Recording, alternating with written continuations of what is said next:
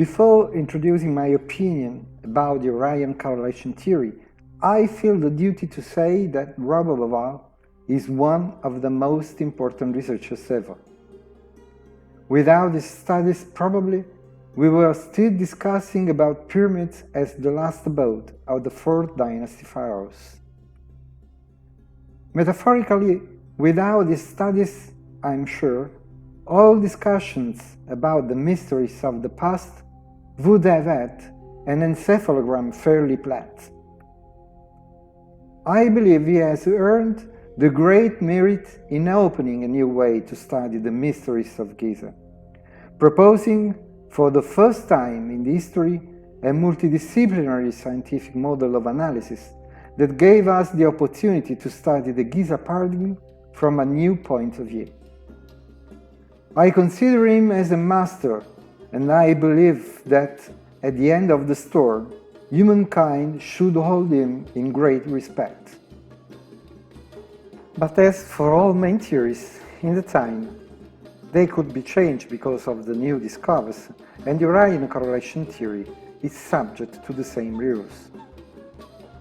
Robert Bauval studied the Egyptians' ancient myths and religion, and especially during the Old Kingdom, he noted that their religion was characterized by a deep correlation with the stars.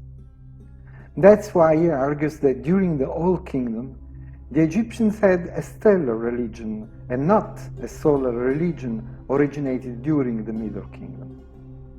It could mean that the ancient Egyptians during the Old Kingdom still lived the old memories, joining the gods to the stars of the sky. He also noticed that they continuously refer in their painting, for example, to the Orion constellation. Particularly, he observed some paintings reproducing 3 stars, having the same stars alignment, forming the Orion's belt. So he had the doubt there was an obscure connection among them. In this case, I believe 2 main previous works influenced his investigation. First, in the middle of the 60s, the astronomer Virginia Trimble and the archaeologist Alexander Badawi, in the effort to unveil the Great Pyramid mystery, had the idea to shift in the sky back in the time to observe a possible correlation between the shafts inside the Queen and the King's chambers with the stars above Giza. They observed there was a correlation between the shaft's orientation and the star Sirius, the Orion constellation, the North Stars, and Ursae Minor. Second, in 1969, Herta Foundation and Giorgio de Santillana published the book The Amulet's Meal. I think it is a masterpiece in the analysis of ancient myths connected to the astronomical knowledge of ancient civilizations. The book highlighted the possible knowledge in the ancient time of an astronomical phenomenon known as precessional cycle. So, in my opinion, Bauval made his theory on those 2 basic topics. Anyway, before to introduce the core of his theory, I think it is important to give some short information concerning the meaning of a precessional cycle. We know that Earth moves around its axis, having an inclination of 23 degrees roughly. Because of its rotation and inclination, Earth has a kind of spinning top effect, and its axis describes an imaginary circle in the sky along which all constellations move, in connection with the ecliptic and Sun. The imaginary circle gets completed in 26,000 years roughly. As a result of this, every 2,160 years at the vernal equinox, the Sun arises in a different constellation. That phenomenon is also called the apparent motion of the stars, because the stars seem to move due to the precessional effect, but they are fixed in the sky. Obviously, that phenomenon could be studied by using precise devices for astronomical observation, and it is not visible to the naked eye. So I believe it is a gamble to claim that dynastic Egyptians were able to observe the astronomical effect of precession, because it requires an astronomical observation lengthier in time. Do not forget that it is a very slow astronomical phenomenon.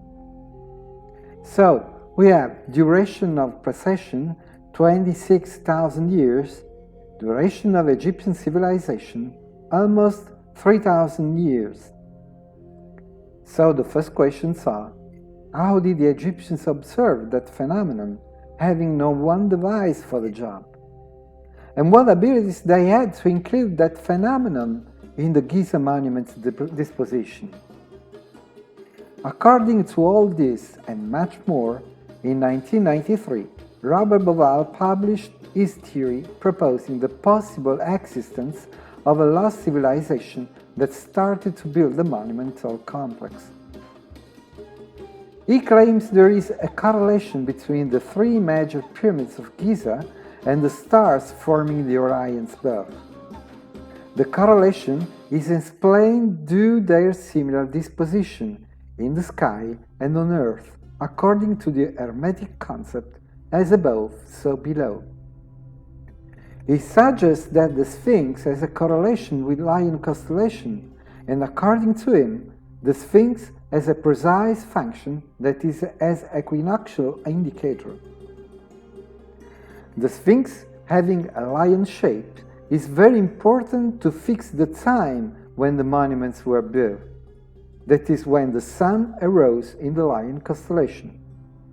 That's why he shifts the sky back in the time until the age of the Lion, that is to say when the sun arose in the Lion constellation, and he fixes the age of the gods to 10,500 before Christ, the nearest Lion astronomical time according to his study. Now let's take a look to the astronomical map at that time. At the dawn of the vernal equinox, the Lion constellation is right on the ecliptic, just in front of the Sphinx, while the Orion constellation is positioned on the meridian. Now let's watch the astronomical position of the Orion's belt. Be careful, because it is a key point. The Orion's belt is on the celestial meridian, but something does not work.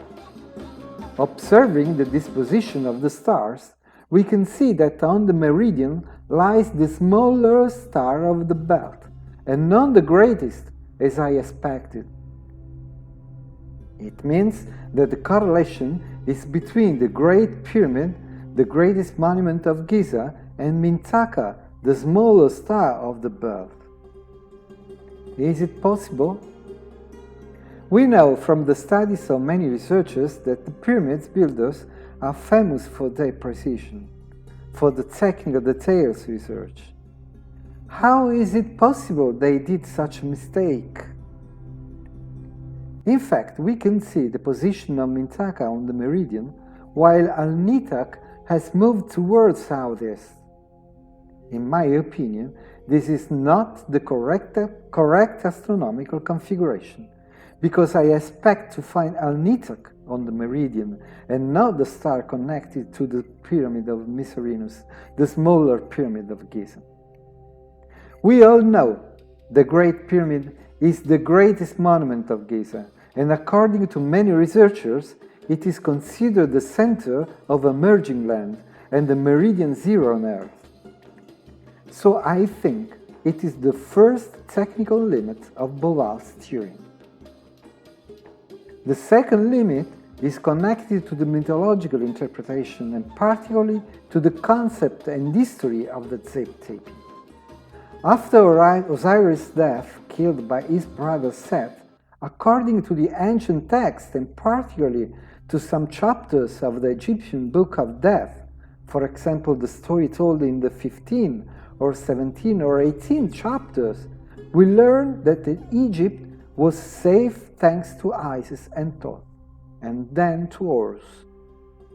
However, it was Isis who led Egypt out of crisis, and she had a great role in the pitch, finding the body of Osiris and giving birth to Horus, the next ruler of Egypt, the demigod who began the succession of Shem's war cited in the King's List. So, if the Giza Plateau remained to the Tepi, and the monuments and the sky perfectly aligned are witness of that period, we must argue that on the Giza Plateau, somewhere, there is a monument inspired to the goddess worshipped by the Egyptians. A monument very probably aligned with the star Sirius, connected by the Egyptian priest to Isis. But if we observe the astronomical map at 10,500 before Christ proposed by Bauval, Sirius is below the horizon line, the white line highlighted by the red arrows, and then it was not visible from Giza. Last, the third limit. Until now, all researchers focused their study on the Great Pyramid or on the Sphinx, sometimes on the second pyramid or Khafre pyramid, never on the third pyramid or Mycerinus pyramid. The Giza Plateau has never studied as a wall, considering the possible existence of other monuments that were built together with pyramids and Sphinx. Researchers have always rejected that assumption. But as we'll see, the new point of view is the key to understand one of the mysteries of the past, and it opens the way to my theory of the primary planning of Giza.